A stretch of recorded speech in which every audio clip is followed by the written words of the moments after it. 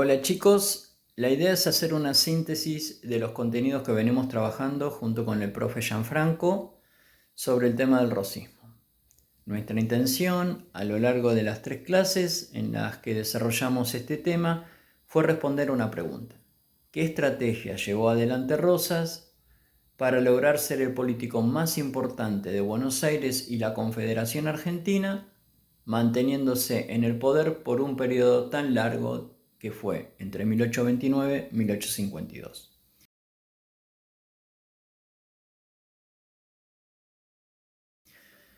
Para comenzar a dar respuesta a la pregunta, les compartimos un primer video en el que buscamos explicar quién era Rosas y cómo hizo para llegar a ser el gobernador de la provincia de Buenos Aires. En este video van a poder repasar los orígenes de este personaje histórico, su procedencia familiar, la primera intervención política en 1820 y su nombramiento como gobernador.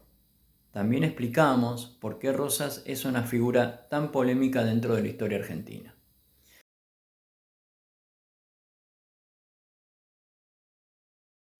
En la primera clase virtual vimos los rasgos generales de los dos gobiernos de Rosas en la provincia de Buenos Aires. El primero entre 1829 y 1832, donde se dedicó a combatir a la Liga del Interior. Esta era una alianza de provincias que buscaban promover la organización nacional bajo la forma de un gobierno unitario y nacionalizar las rentas del puerto de Buenos Aires. El segundo gobierno de Rosas fue más extenso, fue entre 1835 y 1852, en el que Rosas debió afrontar varios problemas. El más importante fue el bloqueo de Francia e Inglaterra, que perjudicaron mucho a la economía de la Confederación, ya que no permitían ni exportar ni importar ningún producto a través del puerto. También vimos el tema de las facultades extraordinarias y la suma del poder político, herramientas importantísimas para concentrar y mantener el poder.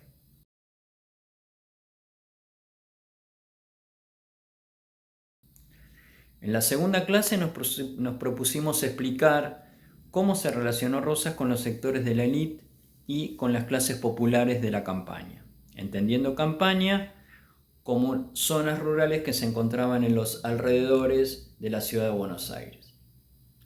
A modo de introducción a la clase, les habíamos compartido un audio en forma de podcast donde explicamos qué significa ser un estanciero y en el que desarrollamos qué tipo de estanciero fue Juan Manuel de Rosas. Durante nuestra segunda clase buscamos entonces desarrollar cómo fueron las relaciones entre Rosas con la población de la campaña.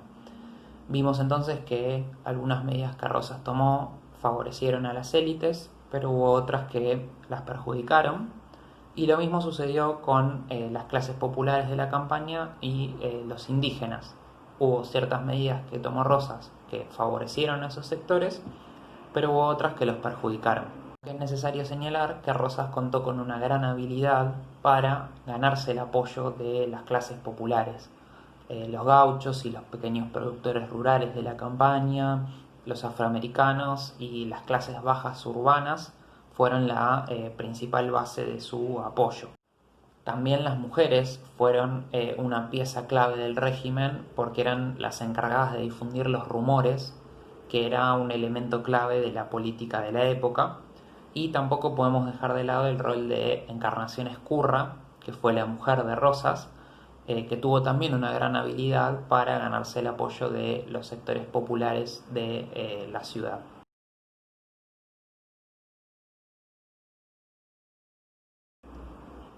En la última clase nos dedicamos a analizar las herramientas coercitivas y consensuales que utilizó Rosas durante su gobierno. La coerción y el consenso son dos conceptos claves si queremos entender cómo hizo Rosas para gobernar la provincia durante tanto tiempo.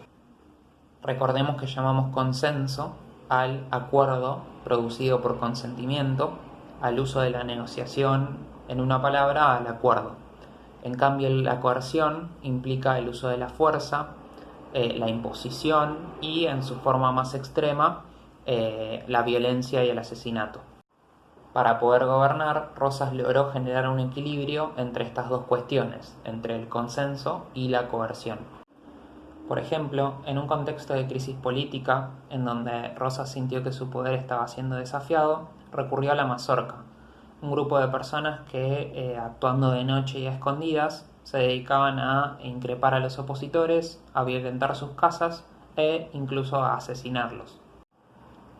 Otras formas de ejercer la coerción fueron la censura sobre la prensa, el control del derecho a reunión y la intervención sobre distintas instituciones, como por ejemplo sobre la justicia. Pero no todo fue coerción. Rosas fue también un político muy hábil para lograr consenso.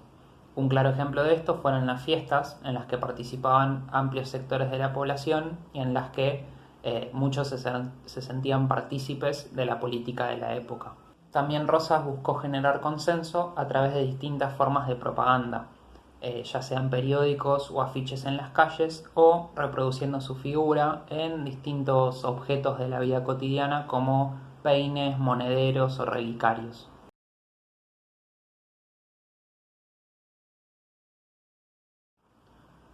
En conclusión, Rosas fue un político muy hábil para ganarse el apoyo de las clases populares y para saber en qué medida aplicar el consenso y la coerción para mantenerse en el poder por tanto tiempo.